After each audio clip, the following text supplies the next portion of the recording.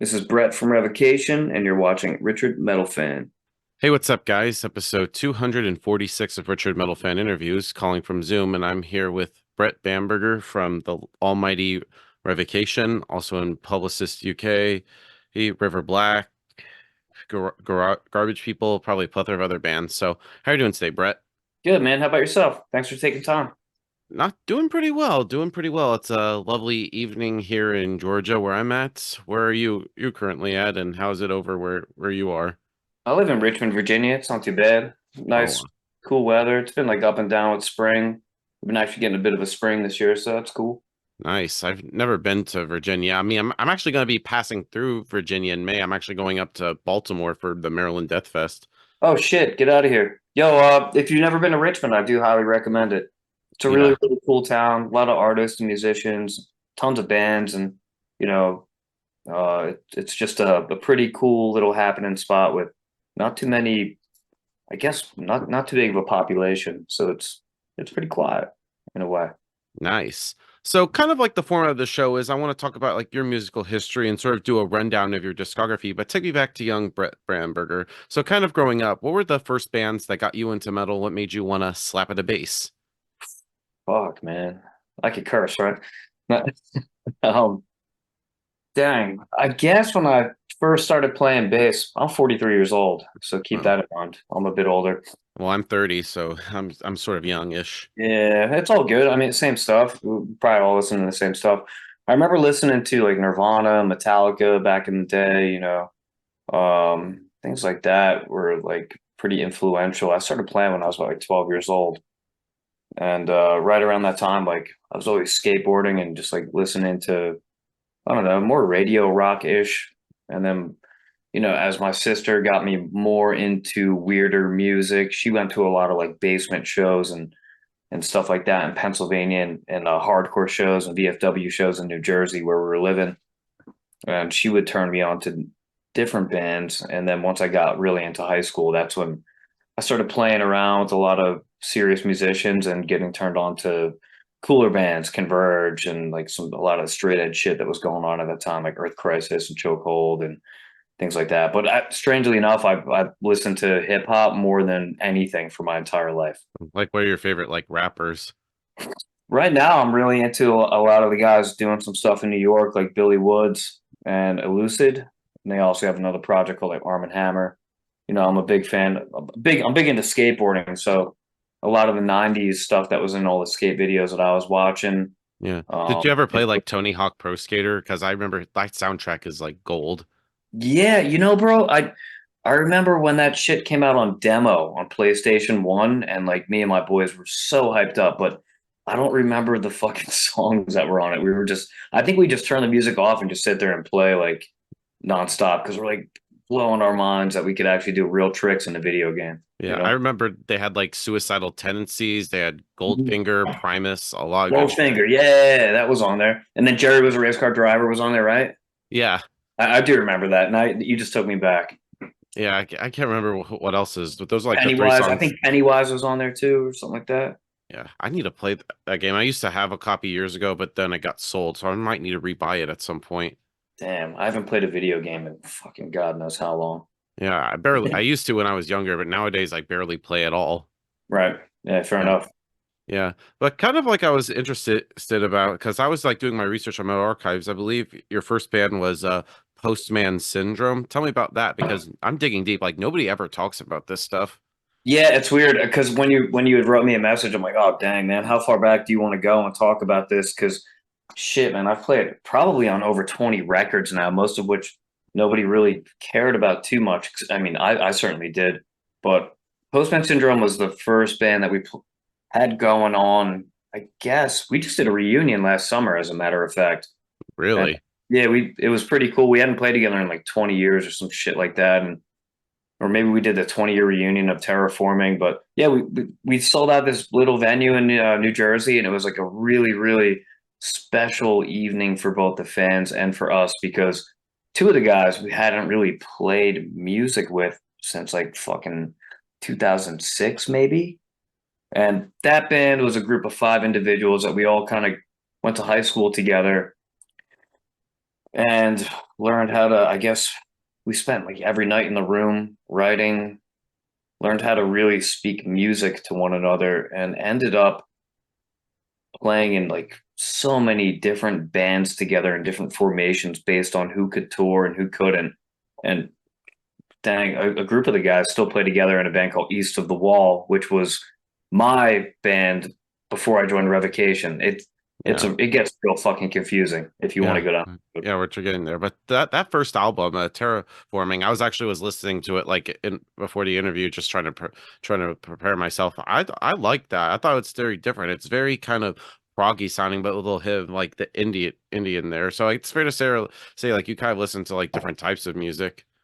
Yeah, 100%. And everybody, like one guy's classically trained on the trumpet in that band, who also sings. He plays drums, he plays guitar, he can play bass. He's sick.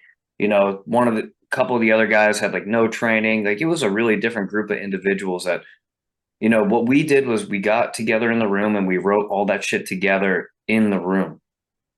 So Wow. it was, I mean, that's kind of how I always did it up until I joined Revocation, to be honest with you. But yeah, it was a unique time, and we did it for a long time.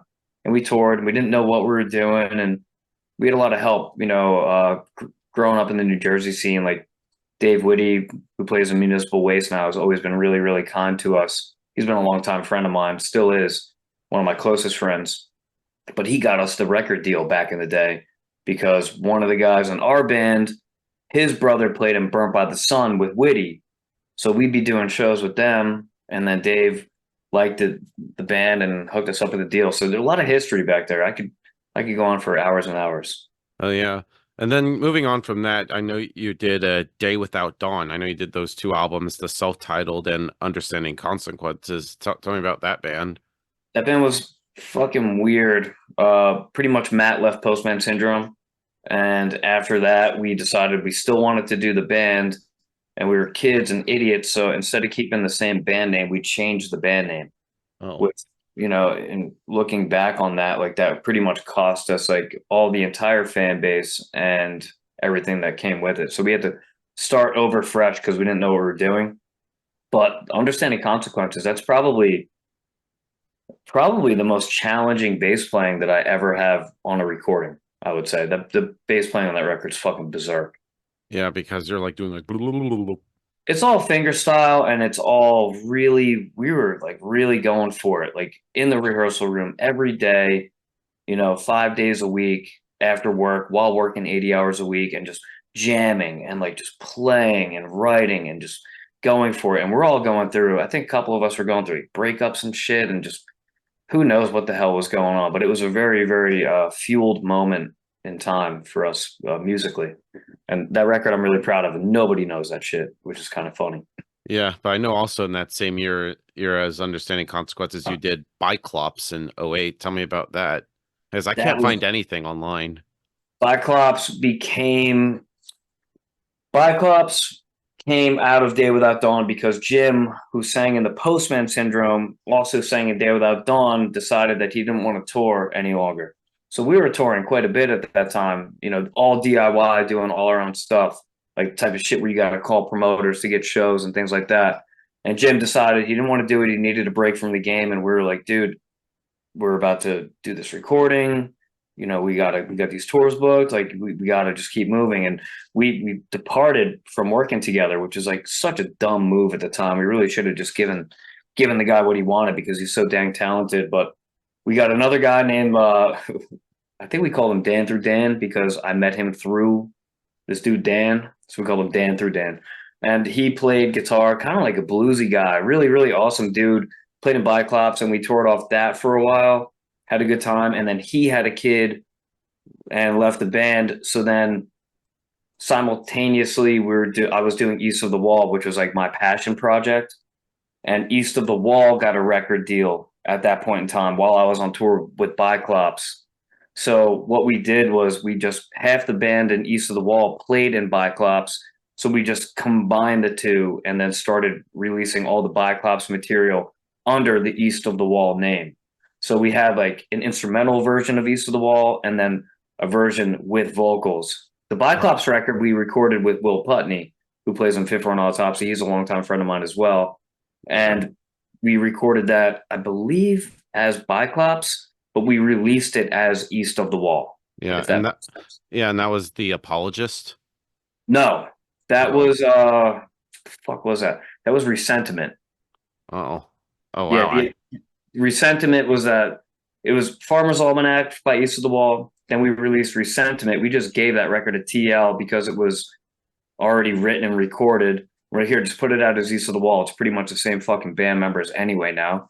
And Yeah, then after that, I believe came maybe the Split with Rosetta.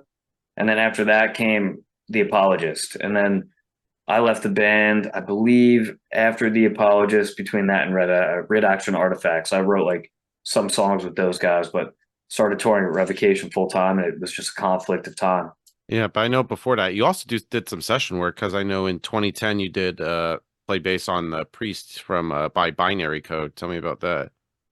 Yeah, I was playing with Binary Code for a couple years. Jesse's a really good friend of mine, and I always really liked playing shows with the Binary Code back in the day before I was playing bass with them. So I remember one day Jesse called me up and he was like, "Yo, do you want to Lucas left or something like that?" Who I really love Lucas's bass playing. He was fucking awesome. And he's like, "Yo, can you fill in?" And I'm like, "Yeah, fuck it, I'll fill in." And then he was like, "Yeah, we're gonna tour with this band like Hypnos and this band Revocation. Do you want to do the tour?" And I'm like, "Yeah, sure, that sounds cool. I like touring, what the hell." Yeah, So me and my best friend Todd Stern, who now plays bass in Psychroptic, he and I were playing in the Binary Code at that point in time on that tour, and that's how we met the Revocation guys. So that was that how that whole piece came together. And from there, I got the call to do Revocation once Tony left because I had become such good friends with them while doing the tour with the Binary Code. yeah. So you weren't like nervous at all, like joining up Revocation, so you were cool with like with Dave and everybody at the time. Yeah, I mean, well, we did like the fucking saddest tour of all time in 2010, the Metal is Art tour, and it was we really all came together really strongly because there was not a lot of people at those shows, a lot of long drives, a lot of breakdowns, a lot of blizzards and shit like that, and we became really, really close. So, I mean, I remember after that tour, Revocation would come stay at my house. Me and Todd were living together, you know, and we were always just really close with the guys. So by the time they called me up to join the band, I'm like, yeah, yeah, no doubt, I'll do that in a second. Yeah. And were you like listening to like the other three albums beforehand, but being like Empire of the Obscene, I can't remember the second one, and Chaos is Existence. Born. It was Empire, Existence, and Chaos. Yeah, I Yeah. always liked Empire. That was like my favorite one. And I remember Dave hitting me up like on that tour. He's like, "Which one you like better, Existence or Empire?" I'm like, "I like Empire," and he's like, "Really?" Because now that I know Dave, it's like, and I've been playing in a band with Dave for so long, it's like he views his art and as progression. So for him, he wants it to be better and better and better. But Yeah. there's just something I loved about Empire that really caught my ear back then. Yeah. So we're like really like listening to those first few albums and try to be familiar with them and be like this is how I should play. Or were you allowed to like bring in like your own mix in the Revocation? No, no. I mean, it was kind of like I was on tour with my band, which became River Black, and I remember I'm like, "Yo, Dave, I gotta meet up with you because I play bass way different than Tony, and I don't even know what the fuck the bass is doing in this recording. So you gotta come show me where there's root and where he's playing along with the riff because I can't really hear it in the mix either. I'm not. I just I didn't get it. I sat down with him and he was just like, show me everything. And I'm like, oh my God, all this stuff's fucking real easy. And that's that's pretty much how I learned. Now when we record and do records together, it's shit. The last one we did, Nether Heaven, like I didn't know any of the songs. And Dave, we recorded it here in the room that I'm recording with you at. Yeah. And we'd sit in this room and just like come up with bass parts together and, you know, learn it as we go and write it as we go. And, Dave's always very particular about what he wants. So when I'm writing bass guitar for Revocation, I'm always doing it with him because he's got a strong opinion of what he wants. All the other projects that I've done, it's like I do kind of like whatever the fuck I want. You're right. So So it's good to have two different things. right. So you pretty much have like your own little like studio because I see like the basses in the back and stuff. Yeah, man, it's a be well, and facing me is my whole entire recording rig and all that stuff.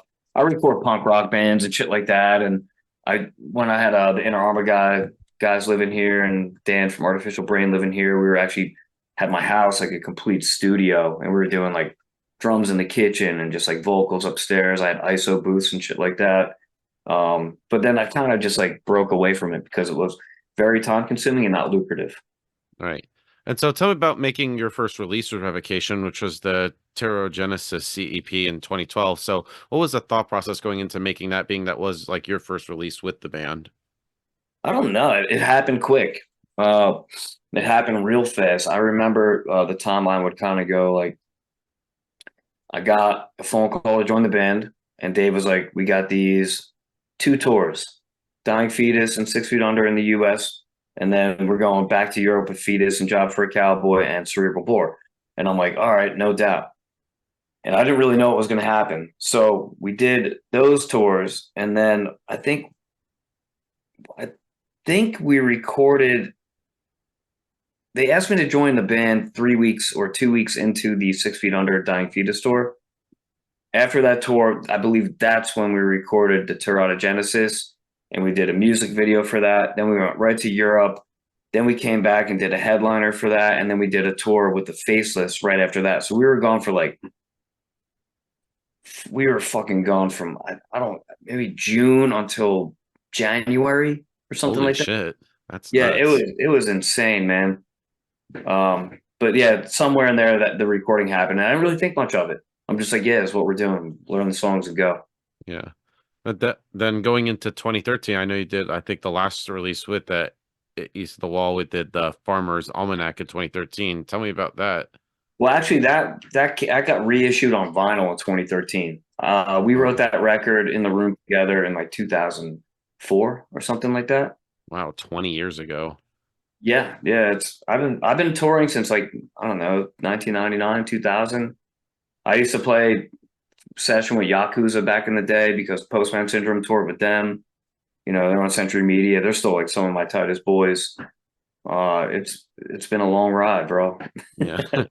Yeah, but tell me about going back in the Revocation 2013, you dropped the self-titled album. I thought I liked it. This was actually, funny enough, my introduction into Revocation, and ever since then I've been a fan of you guys since. So, what was this like, making like the first full-length Revocation album with you in the band? That one was really cool, really challenging, and like we were like really expecting that to turn a lot of heads. I hate the fucking artwork for it. I don't think I don't I don't know. I don't know if it grabs the right record, like the right vibe for it. But I don't know. Maybe I'm just too close to it. Pretty much we wrote that, recorded that, and we thought it was gonna like break really hard, and it didn't really do too much. Um, yeah, it didn't really do too much from what I recall. We leveled up a little bit, but nothing crazy. Yeah, and didn't you actually did like a cover of like Metallica's Dyer's Eve on this? Because I thought that y'all did like a really great rendition of it. So what made you guys decide to do that song in particular? I don't know, man. Dave makes all those calls. We did that one. We did one by Morbid Angel. I think the guys did one by Death. I think we did another one somewhere. I don't even remember, man. It's been so many recordings. Yeah. And what was the reason for this being like self-titled? Because usually when a band does a self-titled album, it's always like their first album. But when it's like always in like the middle, it's always like I feel like a signifies like a new era for a band. Was that the reason for the Revocation album to be self-titled? I think we were just so proud of the material and we thought it was so strong that we were just like, yeah, let's call this one self-titled because this is the sound of the band, you know? And it Yeah. didn't flop. We gained momentum with it, but I don't remember it having as big of an impact as we wanted it to. Yeah. And then moving on to it's hard to believe this album's now 10 years old now, Deathless, which I loved this album. I thought it was a great follow-up to Self-Titled, and I know it literally came out like a year later. Like, did you guys start writing for Deathless right after Self-Titled came out? When I met Dave in 2010, he told me, and that's right when I think Chaos came out or right after Chaos, he told me that he had the next three records written already. Holy shit. Yeah, I was like, oh, Jesus Christ, that's fucked up. So that shit was written in 2010. He had that ready to go. Yeah, That's why 4 years in the making. we were putting records out, I think like every year, every 2 years or something for a number of years. Really grinded. That record was really cool. I feel like it had a good grasp of where we were going, and I believe that broke us pretty hard. If I remember correctly, we saw the most progress after that record was released. Yeah. And being at this year does mark 10 years of Deathless. So how do you feel about this album now as opposed to when you first put it out 10 years ago? I mean, I don't really go back and listen to it that much. And to be honest, if I had to go back and play some of those songs, I'd have to fucking sit down and relearn them. You know, like We don't. Madness Opus, I title know that track. one. I could play that one in my sleep. We play that still. Yeah. But yeah, anything that we play regularly, I remember. But it's you tore off a record, and then God dang, man, it's like I'm looking at the records hanging up in front of me. We got so many damn records. It's really hard to select songs that you want to play. So it's hard to keep up on all that shit too. Especially I'm playing in like 7 different bands right now. So Yeah. Yeah, with like all these bands that you play with, how different of like a mind frame is it depending on the bands that you play with? Are you have to like have like a certain mind frame depending on the project, or do you have like free reign to sort of like bring like your own style into any of the projects that you're a part of? weird. I never thought about that. I believe I do take a very, very drastically different approach, and I won't sit down and record something unless I'm psychologically prepared to do it. So it's like I just did an electronic kind of project called New Miserable Experience. It's coming out on Translation Loss, and it's I had to sit down and make sure my head was right to do all that stuff because it was a really stylistically different thing. But I mean, I could play any different style really. It's all Ni- about just making sure that the purest form of it comes out when you're trying to execute. Nice. And then I know in 2015 you did the band Public UK, which I've heard a little bit of it. It's just very gothy sounding. So tell me about like the origins of that band, how that whole project came to be, and that good stuff. I played a lot of shows with Dave O from Ghost Cube when we were in East of the Wall, I believe, and Day Without Dawn and Biclops and that whole era, and always kept tight with him. And I remember him writing me a message like, "Yo, check out this shit I'm doing with this guy Zach Lopez." And I was like, "Oh man," I'm like, "This fucking rules." I'm like, "You want a bass player?" And he was like, "Yeah, fuck it, you could join." And then I showed it to Whitty from Ways 2 I was talking about earlier, and I'm like, "Yo, Dave, check out this shit I'm playing bass on." He was like, "Oh, dang, they need a drummer?" And they're like, I'm like, "Yo, guys, you want Whitty to play drums?" And they're like, "Hell yeah." So we did that and then got a deal, did a couple tours, and had a great time. We Yeah. actually, we have a new record written and ready to go. I just got to pre-pro out the demos with Zach before I can get it off the ground. Cool. You just led me into my next question. I was gonna ask when if they were all gonna do more stuff with that. Yeah, yeah. Everyone's so damn busy doing all their stuff, but whenever we get around to it, we get around to it. Yeah, make sure the stars are all aligned. For real, man. It's getting older is get busier. Yeah, but then going into 2016, you dropped Great Is Our Sin by Revocation, one of my favorite albums from 2016. So what was it like going from Deathless to Great Is Our Sin? Really cool. I really like that record a lot. It had some really fucking awesome moments. Weirdo stuff. It was a bit more, I think, proggier than Deathless, I think. Uh, Yeah. it was just fun. I remember just having a good time. We were going pretty hard on that. I think that's Ash's first record as well. Yeah, We I were know from 3 Inches of Blood. So how did he end up joining the band? we toured with 3 Inches of Blood and Death Angel, and then when Phil got all snapped up with his arm in 2014, we had like 3 months of world touring lined up, so we had to like hire different drummers. He got snapped up, I think, a few weeks before we had to leave, or maybe two months or a month before we had to leave for 3 months. And Holy shit. we had Johnny Rice, who plays in Garbage People. He's a close friend of ours. John Rice did the Crowbar version of that tour. Then Ash came and did Europe with Cannibal Corpse for 2 months, and we got really close to him. And then Johnny did China, Hong Kong, uh, Thailand, and Singapore, and Australia with us. After that, Toby Swope, who plays in Morbicon, and he and I play in another band called Totals together on Profound Lore. And he plays in Psychosomatic as well. He played drums with us for, dang, I think a tour with Veil of Maya. And I think Ash had already joined the band at that point in time, but Yeah. his work visa didn't clear. So after playing with everybody, Alex Rudiger played with us. We're just like, yo, Ash is the dude. Yeah.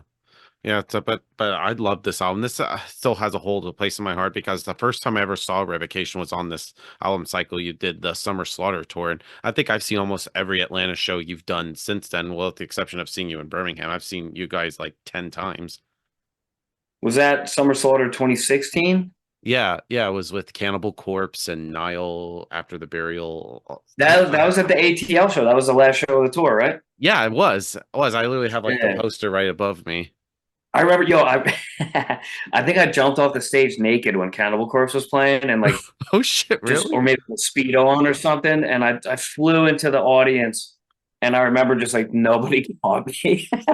I mean, who would? Holy Yeah, shit. well, I'd I like mean, forget about that. and I was like all sweaty. It was hot. That tour was very hot and uncomfortable, and I remember just hitting the ground. I bruised my ribs. I couldn't breathe right for like a fucking 2 months after that.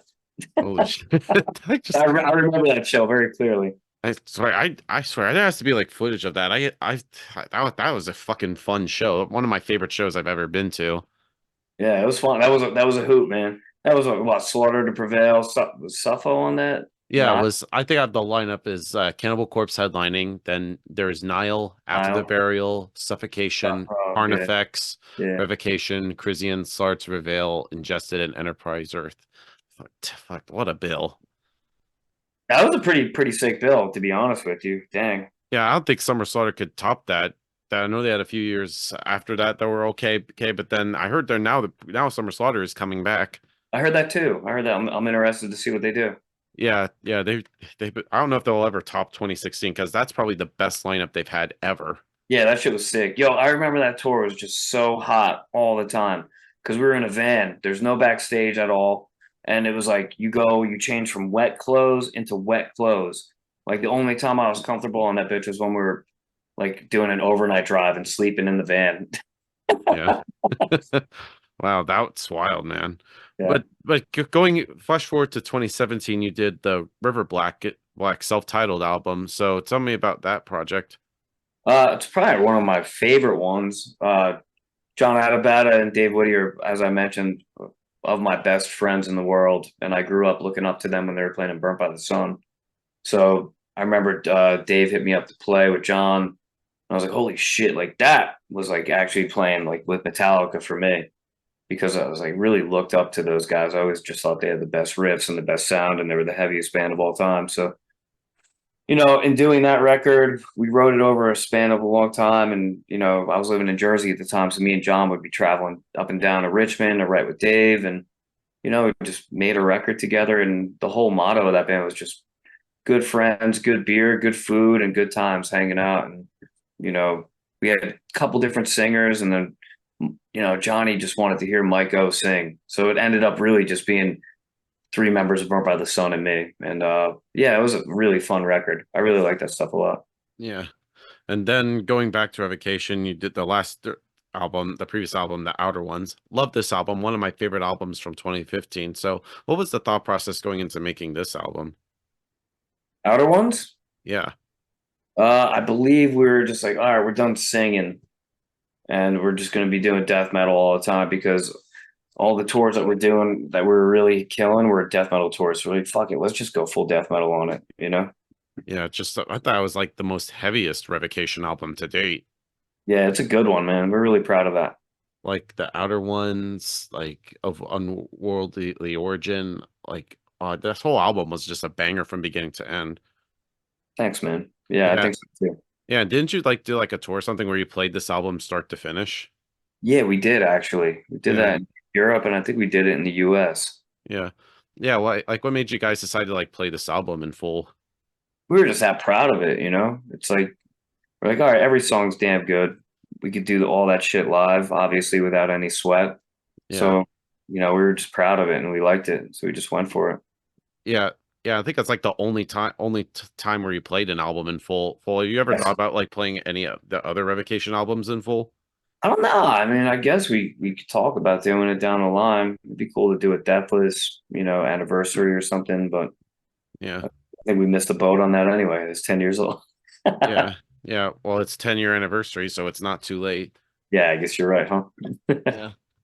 Yeah, and then I know in 2020, during the certain virus that shall not be named, you had another band called Crisis Act, and you did Turn It Off in 2020. Tell me about like that. Was that something to like express yourself more creatively with that during the pandemic? The Haley brothers are very tight friends of mine, and then Young E from King Parrot. We always had a good time touring together. He's a homie as well, and they're just like, "Yo, let's do this. Let's do this remote band and just fucking put out records." And I'm like, "All right, cool, sounds great."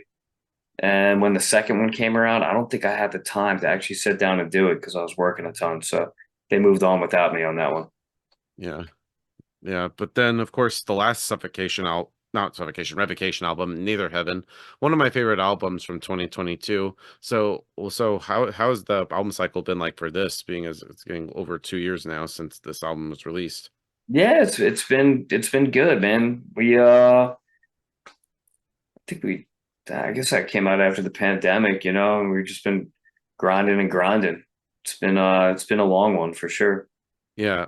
Yeah, and I remember like seeing you the first time I saw you guys, you did that Cannibal Corpse tour in early 2020. It was like the opening show was in Atlanta. It was like you guys, he's up there, Cannibal, Whitechapel, and Shadow of Intent. What a bill. Yeah, that shit was sick. I think we had a lot of tech difficulty on that one, if I remember correctly. But yeah, Yeah. that tour was insane. Like 29 of the shows were sold out or some shit like that. It Yeah. was I like know some up type shit. I know Atlanta was sold out, which was the first show of the tour. I think there was only like two or three shows on that tour that were not sold out. It was really, really bizarre. Yeah, because I actually saw the tour twice. I saw that in Atlanta and then the next month me and some friends of mine traveled to Birmingham to see you play at Iron City. That was one of the ones that wasn't sold out, Yeah, but we had a fucking good time at that one. I had it too because that date that show happened to be on my birthday, so I was like fucking partying. Oh hell yeah! Were you hanging out with Todd Stern over at Merch over there? There, I can't even remember. I actually remember like some of the guys from the band Era was at the show, and I remember seeing like my homie Bryce Butler from Shadow of Intent there. Yeah, Bryce is awesome. I love that guy. Yeah, and of His course, laugh. yeah, and I know, yeah, Bryce is hilarious. Yeah, But then fucking. I also liked how on Re-Crucified you worked with the late great Trevor Sturnad and Corpse Grinder. So how did they end up on that song? It's just that's what Dave had in mind. Grinder is fucking a super homie of ours, and Trevor was as well. And Dave and Trevor were really, really close. They both lived in New York for a long time and partied together up there and spent a lot of time together. We toured with Dahlia back in the day, and I always loved Trevor. He's the fucking man. Yeah, and I remember the last time I ever met Trevor, he was actually at the Atlanta that Cannibal Corpse show in Atlanta that I had just mentioned. Yes, he was fucked up, if I remember Yeah, and I correctly. remember that. And I remember even got a hug from him, and then a few days later he followed me on Instagram, and I'll forever cherish that moment. He's the coolest dude, man. One of the coolest dudes that have ever lived. I could say that, and I know a lot of people and anybody who knew him, can say the same thing. Yeah, I know a lot. He's pretty much labeled as like the human encyclopedia for metal. Knows Dude, like so everything. knowledgeable, so knowledgeable. I remember touring in Europe with him, and we were just geeking out about Unholy Cult, that record from Immolation, and he Yeah. was just saying the funniest shit to me. He was just making me laugh so much. Yeah. Great commentary. I love that guy. Yeah, I know that he would be proud that Black Dahlia is continuing with, of course, Brian taking over lead vocals and Ryan Knight rejoining. So I bet you he'll be happy that they're continuing on. Yeah, total class act on those guys' part. They're all really, really, really good buddies of ours, and we respect them a lot for doing what they did. It's Yeah. just warm to see it the way that they handled that. Yeah, definitely. I still need to see Black Dahlia with the new lineup. I haven't seen them since the last tour they ever did with Trevor, which was the Black Dahlia Carnifex and After the Burial tour. No, they're killer. Go check it out when you can. Yeah, definitely. Hoping they come back soon because I really want to need to see them with Brian. Fuck yeah, damn Yeah. straight. Oh yeah. But being as this now has been 2 years since Nether Heaven, what's like the status with the next Revocation album? Have you all started working on that, if you're allowed to say? Like, what's the progress with that? Yeah, drums are done, man. Drums are recorded. So, I guess we'll do the guitars next, and then bass after that, and then see what happens there. Yeah. Yeah, and one thing I also like to talk about is like your approach to bass because I know you've heard all the bass player jokes and all the memes and stuff, but I feel like you don't gravitate towards flashy bass playing, but instead you find ways to sort of like link what the guitars are doing with the melody and what the drums are doing with the rhythm, but make it very creative. So for you, what is like your approach to slapping a bass?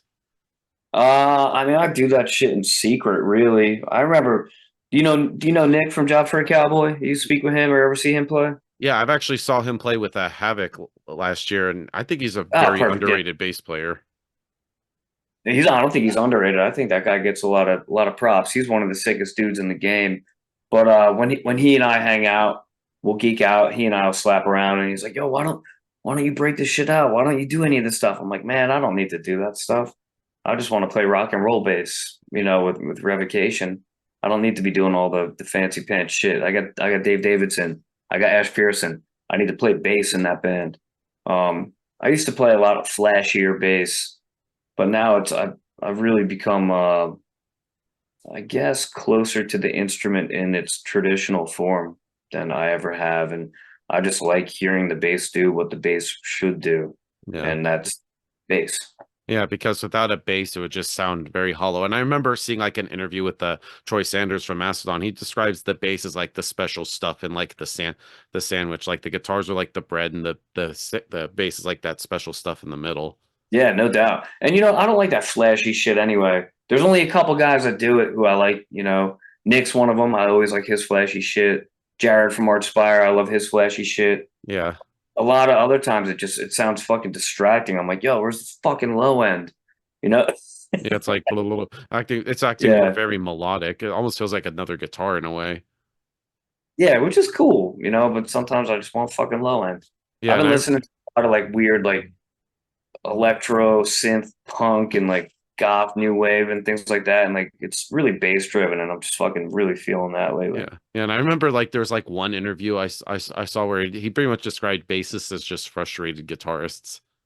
I just think Pretty that much. was just silly. Wait, but then I think you also have a new band called Garbage People, well, which is basically like a little super group with some other guys. So tell me about like that project. Garbage People is the birth child of me and TJ Childers from Inter Arma. If you're not familiar with Inter Arma, you should be. They're one of the best bands probably on the planet. But TJ is a close friend. We skateboard together and we drink beer together and party and get all fucked up. And he and I wrote the Garbage People record just kind of hanging out down at Chocolate Bottom in Richmond. And we put it together. I think John Rice came up with the name. Me and TJ wrote the material, and then finally we got around to recording it. We have this amazing fucking record. It's TJ plays guitar, I play bass on it. Dan Gargiulo played guitar on the recording, but now Joel Moore plays in the band. Johnny Rice plays drums, Mike Paparo sings, and Ryan Parrish does noise. And dude, we've been fishing for people to put out the record, but no one really wants to put it out because they know we're not going to really be able to tour off of it. It's everybody plays in touring bands, and we've done. I think we played ATL actually with Withered. I don't know if you caught that show, but Which one? we played Yeah, with Withered over at the Earl. I think I don't know. I can't remember. I've seen Withered a couple times. I don't know if I saw him at the Earl. I can't remember. Yeah, they're fucking great. I But know I know Mike is like a buddy of mine. Mike's the best, man. Yeah. We pretty much have like the same last name, but we're not even related. I feel like he looks like we could be brothers in a way. Maybe we are. Who knows? He's one of the best guys in the game. I love Mike Thompson. Yeah, Mike's the homie. I've had him on before. Cool as shit. He's the best. Oh yeah, yeah. Talking about more about your bass things. I want to talk about more about like your rig. Like what kind of basses that you play, like in terms of like strings, pedals, and amps and all that good stuff. You see some of them hanging out back there. I play Zon. I work with Zon guitars. They got like the graphite neck and all that, so no truss rod. And I've been touring with them for fucking ever, and I don't ever have to do anything. I just strap it on and go. Um, I've worked with D'Addario for strings. I work with Dark Glass for amplification and some pedals. Gator hooks me up with cases and things like that.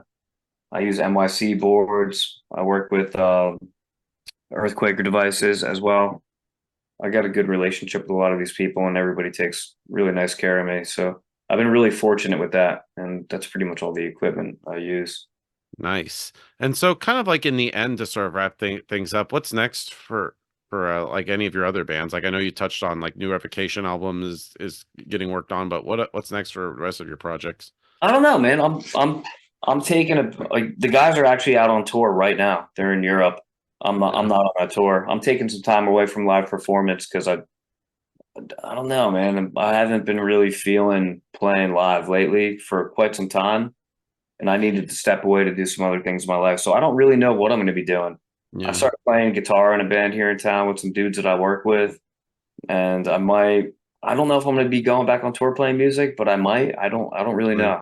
But you're not like leaving Revocation like completely.